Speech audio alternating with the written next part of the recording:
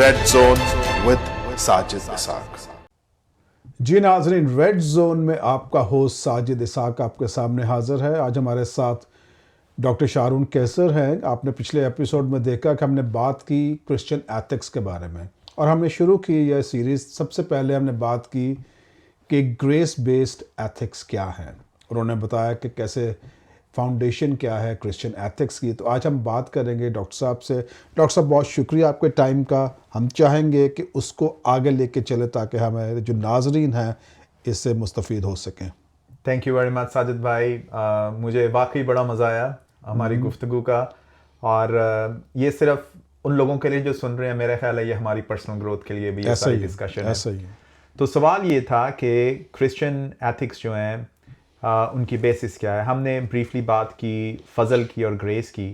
آج ہم بات کریں گے کہ how Christian ethics are different than all other view point in the world, کہ وہ کس طریقے سے مختلف ہیں، اور کیا ہم وہ فرق جو ہے وہ کیا دیکھتے ہیں زندگیوں میں اپنی، چاہے وہ چرچ کے اندر ہے یا چرچ کے باہر، یہ بات کریں گے۔ سو آج کا پوائنٹ ہے کہ ہمارے جو کرسچن ایتھکس ہیں اس کا جو مورل سینٹر ہے وہ کراس ہے۔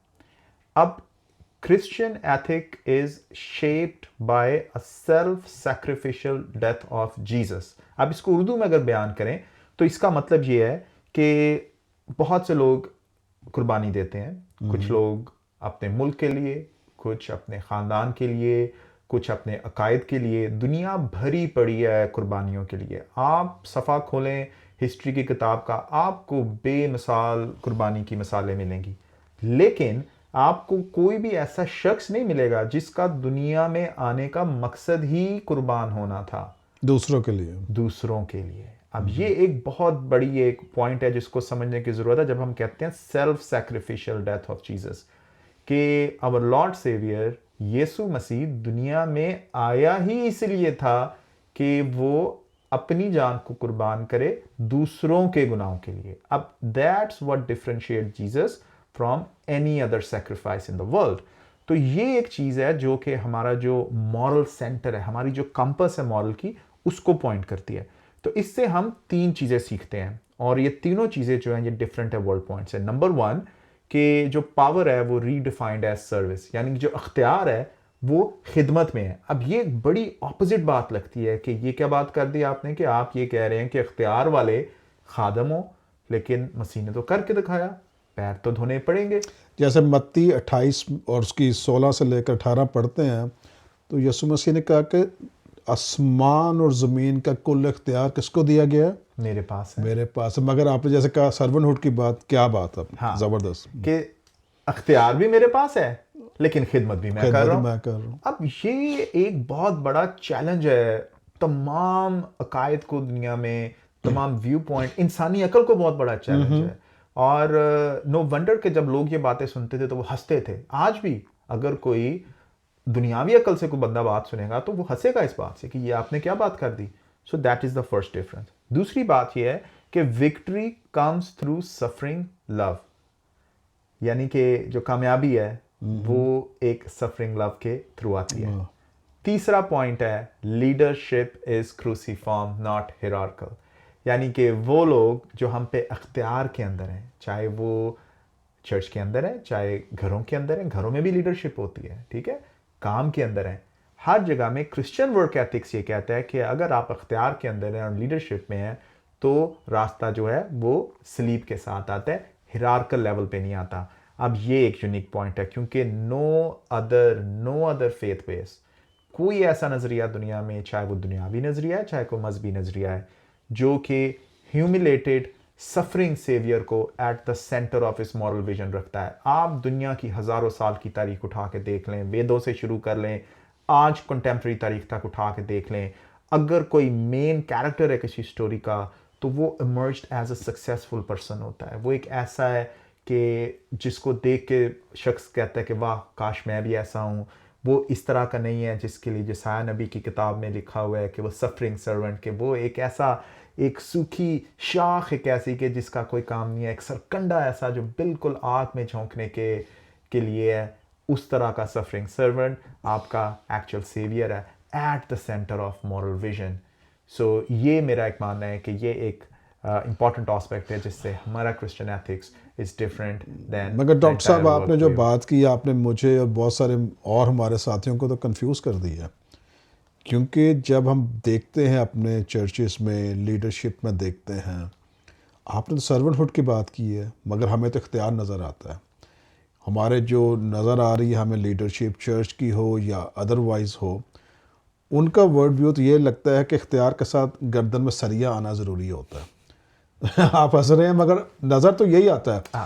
تو کیا یہ جو چرچ ہے جس میں ہم بھی شامل ہیں، باڈی آف کرائسٹ کی بات ہوئی ہے، آپ نے کہا کہ کراس سینٹرڈ، ٹھیک ہے، اس کا مطلب جب کراس کی بات کرتے ہیں کرائسٹ کی بات کرتے ہیں، cross centred and Christ centred.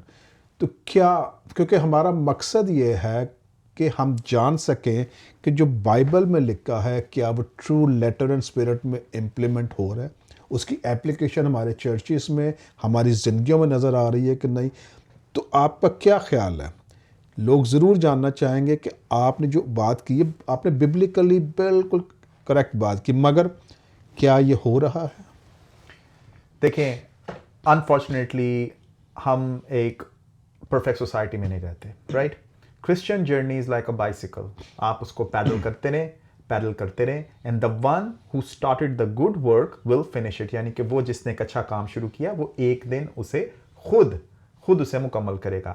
اب آپ نے جو بات کی ہے کہ ہم یہ مثال نہیں دیکھتے، people in the leadership are not living by example, اور یہ بات درست ہے. اور میرا خیال ہے کہ اس کی بہت بڑی وجہ ایک یہ ہے کہ لیڈرشپ کی جو اکائی ہے، جو یونٹ ہے، وہ گھر سے شروع ہوتا ہے. ہم گھروں میں بھی نہیں لیڈرشپ دیکھ رہے، گھروں میں ہم ہمارے ایتھکس نہیں دیکھ رہے، مورالٹی نہیں دیکھ رہے. تو جب ہمارا گھر کا ایک یونٹ ہے، دیکھیں مسیح یسوع نے کہا تھا جب اس نے اگزامپل دی کہ 2 یا 3 میرے نام سے ہوں میں ان کے موجود ہوں گا، تو اس نے ڈیفینیشن ایک دے دی تھی کہ فیملی لائف کی.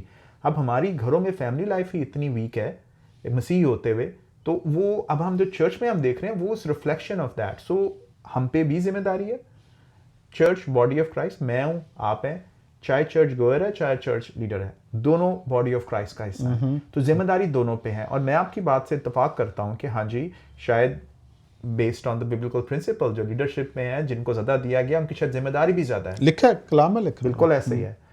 لیکن میں اس میں ایک بات اور آپ سے کہنا چاہوں گا کہ میرا خیال ہے کہ گھروں کے اندر بھی ہماری جو اکائی یونٹ ہے اس میں بھی ذمہ داری اتنی ہے. ہم اپنے ایتھکس کو، کرسچن ایتھکس اور اپنے کرسچن لیڈرشپ پرنسپلس کو جب گھروں سے شروع کر دیں گے تو میرا خیال یہ ہے کہ it will find it way to the church and the body of Christ. زبردست، بہت شکریہ ڈاکٹر صاحب.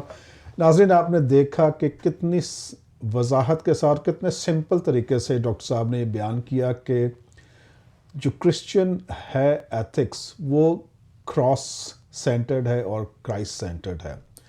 مگر انفارچونیٹلی جب ہم دیکھتے ہیں اپنے ارد گرد تو ابھی ہم دیکھتے ہیں ہمارے چرچ میں اسٹرگل ہے، پاور اسٹرگل ہے، اور وہ جو سرونٹ ہوڈ کا کانسیپٹ ہے، وہ جو اسٹوورڈشپ کا کانسیپٹ ہے وہ نظر نہیں آتا. ہر کوئی اختیار کے لیے، پوزیشن کے لیے، پراپرٹی کے لیے، وہ سارے وہاں پہ یہ جو ہے ہم دیکھتے ہیں کہ ایتھکس اور مورالٹیز جو ہے وہ مسنگ بلاک نظر آتا ہے ہماری کرسچینٹی میں. ڈاکٹر صاحب نے بہت اچھی بات کی کہ جو فیملی ہے، فیملی یونٹ جو ہے وہاں سے سٹارٹ کرنے کی ضرورت ہے. ہمیں ایک نئی جنریشن تیار کرنے کی ضرورت ہے جو کہ کرسچین ایتھکس کو اور مورالٹیز کو آگے لے کر چلے، تاکہ جو چرچ ہے جس کے ہم کسٹوڈین ہیں، ہم وہ اس کے کوئی مالک نہیں، ہم تو کسٹوڈینز ہیں سارے، اس کو ہم خدا کا گھر سمجھ کر اس کا احترام بھی کریں، اس کی حفاظت بھی کریں. ناظرین، اگلے ایپیسوڈ تک کے لیے اجازت دیجیے. مجھے امید ہے کہ آپ کو یہ پسند آیا ہوگا. ہمارا مقصد یہ ہے اس پروگرام کا کہ ہم دیکھ سکیں کہ بائبل کیا کہہ رہی ہے اور ہم اپلائی کیا کر رہے ہیں اس کو. ڈاکٹر صاحب اگین بہت شکریہ آپ کا، آپ نے ٹائم دیا، اور نیکسٹ ایپیسوڈ تک کے لیے آپ کو اجازت ہے اور پھر ملاقات ہوگی. ناظرین، بہت شکریہ آپ کا.